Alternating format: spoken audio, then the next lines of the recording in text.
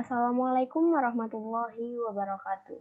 Perkenalkan, nama saya Dina Soraya dengan NPM 2040401038. Di sini saya akan mensosialisasikan tentang bisnis sehat dan tantangan bisnis. Kita memiliki 3 pertanyaan di sini, yaitu apa itu bisnis? Yang kedua, bagaimana mengetahui bisnis yang dimiliki sehat? Yang ketiga, apa tantangan bisnis di masa depan? Kita masuk ke pembahasan yang pertama, yaitu bisnis. Bisnis secara umum merujuk pada 3 hal, yaitu badan usaha. Badan usaha yaitu kesatuan yuridis, teknis, dan ekonomis untuk mencari keuntungan. Sektor pasar tertentu, contohnya adalah pasar modal. Dan yang ketiga adalah seluruh aktivitas pada komunitas produsen barang dan jasa. Nah, sedangkan menurut para ahli, di sini saya mengambil dari 2 ahli, yaitu Jeff Madura dan Hawkes dan Kapoor. Nah, menurut Jeff Madura sendiri, pengertian bisnis adalah perusahaan yang menyediakan produk atau layanan yang diinginkan oleh pelanggan. Sedangkan menurut Hawkes dan Kapoor, definisi bisnis adalah suatu kegiatan individu yang terorganisasi untuk menghasilkan dan menjual barang dan jasa guna mendapatkan keuntungan dalam memenuhi kebutuhan masyarakat. Selanjutnya adalah pentingnya bisnis. Kenapa sih membangun bisnis sangat penting? Di sini saya mencantumkan 4 alasan. Yang pertama itu membantu menstimulasi pertumbuhan ekonomi ke komunitas di mana bisnis tersebut dibangun. Yang kedua adalah memiliki peluang terhadap keuntungan yang lebih besar dibandingkan bekerja sebagai karyawan dengan gaji tetap. Yang ketiga, perusahaan dapat memenuhi kebutuhan dan keinginan masyarakat. Dan yang terakhir adalah membuka lapangan pekerjaan.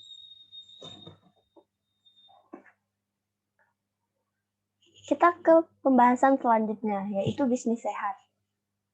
Nah, ada beberapa hal yang dapat mempengaruhi kondisi bisnis. Yang pertama itu adalah perkembangan teknologi. Yang kedua, permintaan konsumen. Yang ketiga, biaya yang membengkak. Yang keempat, kompetisi bisnis yang ketat. Yang kelima, menyuntikkan modal terus-menerus.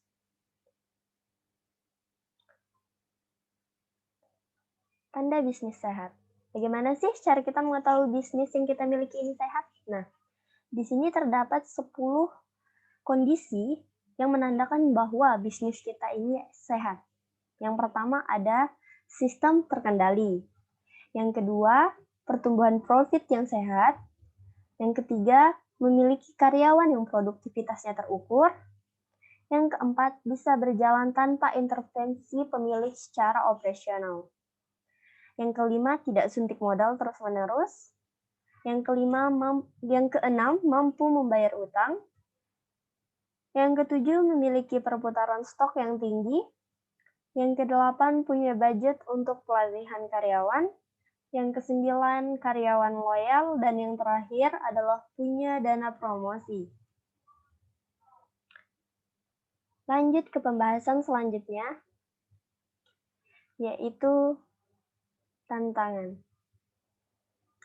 Nah, di masa sekarang dan masa kedepannya, di mana teknologi kita semakin berkembang dan kehidupan masyarakat semakin borderless, membuat tantangan perekonomian Indonesia ini semakin beragam. Tantangan ekonomi. Apa saja sih tantangan ekonomi kita di masa depan? Ada 4 tantangan ekonomi yang kemungkinan besar akan kita hadapi di masa depan. Yang pertama itu tekanan nilai tukar mata uang. Tantangan perekonomian nasional juga dihadapkan dengan nilai tukar mata uang yang fluktuatif. Hal ini dipengaruhi oleh tantangan perekonomian dunia. Nah, jika nilai tukar mata uang rupiah mengalami keterpurukan, maka dampaknya bisa dirasakan cukup berat bagi masyarakat luas, seperti kenaikan harga barang-barang tertentu dan dapat memicu inflasi. Yang selanjutnya ada risiko kenaikan inflasi. Laju kenaikan inflasi nampaknya akan menjadi pusat perhatian pemerintah dari waktu ke waktu. Sebagai tantangan perekonomian Indonesia, laju inflasi bila tidak ditangani dengan baik akan berdampak pada produk domestik bruto atau PDB nasional. Nah, inflasi yang terkendali dirasa akan membuat perekonomian cukup stabil. Begitu pula bila mengalami penurunan inflasi, maka tidak akan terjadi guncangan ekonomi yang berarti. Kenaikan inflasi sendiri bisa dipengaruhi beberapa faktor penyebab. Di antaranya adalah komponen harga yang telah diatur oleh pemerintah. Selain itu, biaya lain seperti surat kendaraan bermotor atau STNK, tarif listrik, dan kenaikan harga bahan pokok turut mempengaruhi naiknya laju inflasi.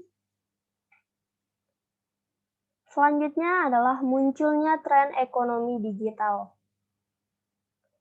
Indonesia juga merasakan imbas dari adanya revolusi industri 4.0 yang sedang melanda negara-negara di dunia saat ini. Alhasil, secara perlahan tapi pasti, tren perekonomian nasional juga merambah pada ekonomi digital. Untuk kasus satu ini, nampaknya Indonesia bisa mengambil peluang besar untuk meningkatkan pendapatan ekonomi nasional. Namun, bukan berarti ini dapat berjalan mulus. Tren ekonomi digital justru menjadi tantangan perekonomian Indonesia yang cukup signifikan. Pemerintah pun dituntut untuk lebih sigap dalam menghadapi arus perubahan ekonomi digital ini. Yang selanjutnya adalah persaingan pasar bebas yang semakin ketat. Persaingan pasar bebas jadi tantangan bagi perkembangan ekonomi makro Indonesia. Ini sejak diterapkannya Masyarakat Ekonomi ASEAN atau MEA pada tahun 2015 lalu, membuat perekonomian antar negara Asia Tenggara semakin terintegritas. MEA memiliki keuntungan bagi pemerintah untuk bagaimana lebih bersaing di tingkat global. Namun di sisi lain, keberadaan MEA juga dapat menjadi sebuah tantangan bila tidak ingin dikatakan sebagai ancaman perekonomian nasional.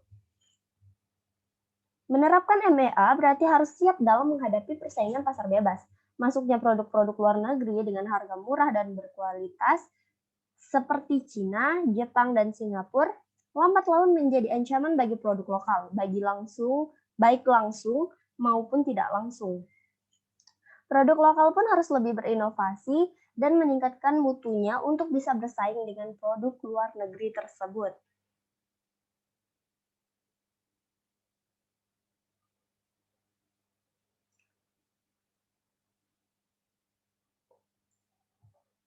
Sekian penjelasan saya tentang bisnis sehat dan tantangan ekonomi di masa depan.